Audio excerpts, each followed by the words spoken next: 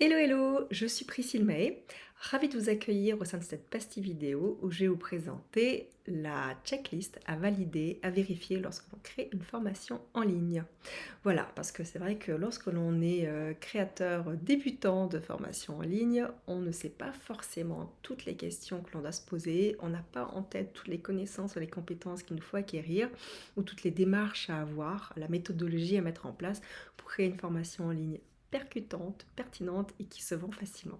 C'est pour cette raison que j'ai créé le kit marketing du créateur débutant de formation en ligne.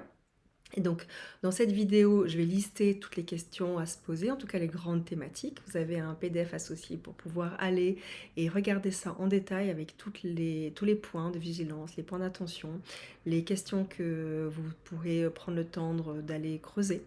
Et puis ensuite, vous avez 3 vidéos associées qui vont aller plus en profondeur sur certains sujets que j'aborde dans cette vidéo. Voilà. Alors, la première chose, voilà, quand on crée une formation en ligne, c'est à qui je vends.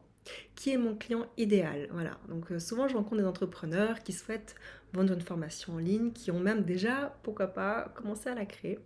Et puis, quand je pose la question, mais qui est ton client idéal? Est-ce que tu sais déjà à qui tu t'adresses? La réponse est souvent un peu floue, parce qu'en fait, ils partent de leur expertise, de leurs connaissances, et ils vont créer la formation sans au préalable vérifier bien qui est ce fameux client idéal. Donc il y a une capsule vidéo précisément sur ce sujet-là, parce que je pense que c'est vraiment important de connaître ce client idéal et prendre le temps de le définir. Et pour cela, il y a des méthodes qui existent, donc j'en développe deux. Ça permet vraiment de savoir les attentes, les besoins, les peurs de ce fameux client idéal pour pouvoir proposer la formation la plus en adéquation avec ses besoins et ses attentes et ainsi pouvoir lui promettre une transformation qui répondra à ce qu'il attend.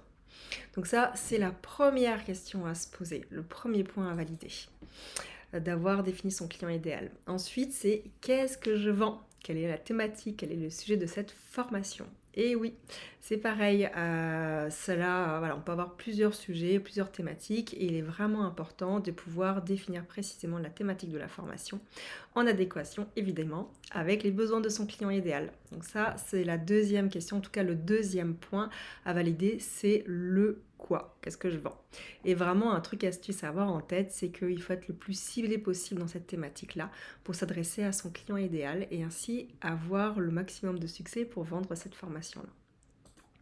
Ensuite, c'est pourquoi va-t-il acheter ma formation? Pourquoi ce fameux client va-t-il acheter ma formation? En tout cas, ce fameux prospect, en tout cas cette personne que j'aimerais avoir comme client.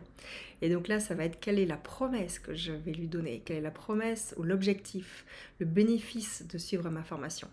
Donc là, il y a également une capsule vidéo sur comment écrire une promesse percutante et pertinente pour pouvoir vendre cette formation au mieux. Et puis, voilà, il faut vraiment penser, avoir toujours en tête que le bénéfice client doit être lisible lorsque l'on crée une formation en ligne. Ensuite, on arrive au comment. Alors, j'adore les comment. Les comment, c'est vraiment la mise en pratique, la mise en œuvre. Une fois qu'on a défini à qui on s'adresse et ce que l'on va proposer en termes de thématique, il est vraiment important de lister tous les comment. Et là, il y en a un certain nombre. Donc, les principaux. Quelle est la stratégie de prix que je vais proposer? Évidemment, comment je vais vendre et à quel prix? Comment est-ce que je vais structurer mon offre et quelle plateforme je vais utiliser, quel outil?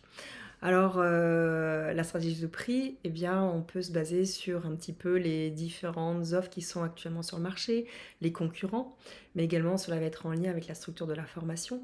Donc là, c'est comment va être structurée mon offre de formation.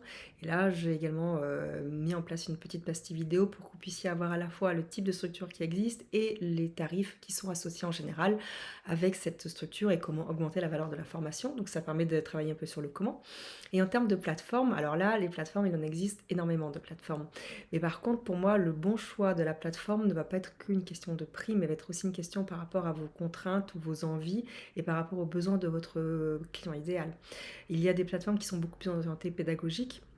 Donc, ils vont vraiment répondre à un besoin pédagogique très fort, mais qui au niveau marketing n'auront aucun outil. Ce qui veut dire qu'il faut avoir en place des outils pour compléter cette plateforme-là. Donc, même si le prix, le prix initial n'est pas très élevé, sachez que ça va vous demander beaucoup de temps, puisqu'il va falloir prendre des outils complémentaires au niveau marketing pour les associer, les interfacer avec cette plateforme-là, afin de pouvoir avoir l'ensemble de la structure, à la fois au niveau marketing pour attirer des clients, mais également au niveau pédagogique. Il y a certaines plateformes qui sont beaucoup plus orienté marketing et au niveau pédagogique, peut-être vous semblez manquer un petit peu de finesse. Donc voilà, ça vaut le coup de regarder ça. Donc il y a un PDF avec un benchmark des différentes plateformes que j'ai fait. N'hésitez pas à essayer leur offre de test pour pouvoir regarder si vraiment la plateforme que vous avez sélectionnée vous convient. Et si ce n'est pas le cas, changez, n'hésitez pas. Voilà, donc ça c'est vraiment un sujet qui est extrêmement important, mais qui n'est pas non plus le plus important, parce que ça ne reste qu'un outil, et ce qui est vraiment important, c'est de pouvoir avoir la bonne offre qui correspond à la bonne demande de votre client idéal que vous connaissez. Ensuite, comment je vends? Alors ça, j'adore. Moi, le marketing et la vente, j'adore. J'en fais depuis plus de 20 ans. Petite, je vendais tout ce que je trouvais. Je créais même des objets que j'allais vendre. Mes sœurs se rappellent de moi qui leur vendais des objets que j'avais créés juste pour elles. J'adorais négocier et tout. Donc c'est vrai que c'est un sujet, c'est mon sujet de prédilection, c'est mon petit dada. Donc comment je vends une formation en ligne, ça c'est vraiment extrêmement important. Se poser cette question, une fois qu'on sait à qui on s'adresse, que l'on sait ce que l'on va proposer, comment est-ce que je vais la vendre? Est-ce que je vais faire un lancement orchestré, un lancement via une offre evergreen? Donc là vous avez un PDF qui explique un petit peu les différents avantages et inconvénients des deux.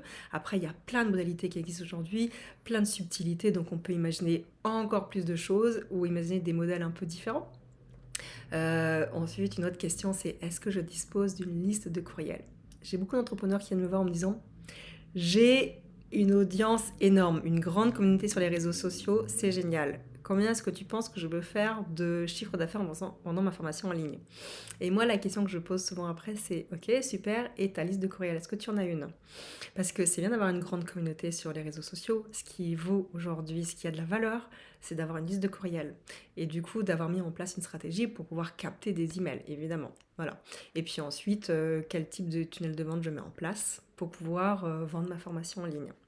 Donc toutes ces questions-là sont des questions qui permettent vraiment, lorsqu'on les liste, d'avoir soit une réflexion qui va être plus complète sur ces sujets-là, si on a déjà commencé la réflexion, soit au contraire de pouvoir aller chercher les informations, en tout cas chercher du conseil pour pouvoir compléter cette formation et valider chacun des points de la checklist pour pouvoir créer sa formation en ligne.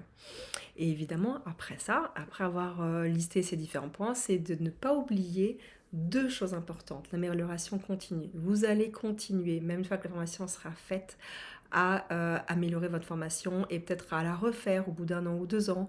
Et puis les témoignages, donc ça c'est aussi dans la checklist, pensez toujours témoignages. Lorsque vous commencez à créer une formation en ligne et lorsque vous la vendez, ayez toujours au sein de votre système une manière, un moyen pour récupérer des témoignages, que ce soit en ligne, par des vidéos, par de l'audio, de l'écrit, peu importe, mais en tout cas, pensez témoignages. Pensez à aller récupérer des témoignages qui vous permettra d'avoir du contenu pour pouvoir vendre votre formation. Voilà, et un petit bonus également dans ce kit marketing du créateur de formation en ligne existe pour apprendre à créer un témoignage percutant. Donc, j'espère que cette petite pastille vous a permis d'avoir une liste assez complète, exhaustive de tous les points à valider et les questions à se poser. Les vidéos complémentaires vous permettront d'aller creuser certains aspects et les PDF également. Et si vous avez des questions, je suis disponible pour des conseils. En attendant, amusez-vous. Amusez-vous à aller chercher des informations, à aller voir les personnes qui correspondent à votre client idéal, à aller regarder en termes de promesses, de bénéfices clients, de transformation. Amusez-vous parce que c'est ce que vous allez transmettre à vos clients également. Et vous allez comme ça pouvoir proposer une super formation en ligne percutante et pertinente.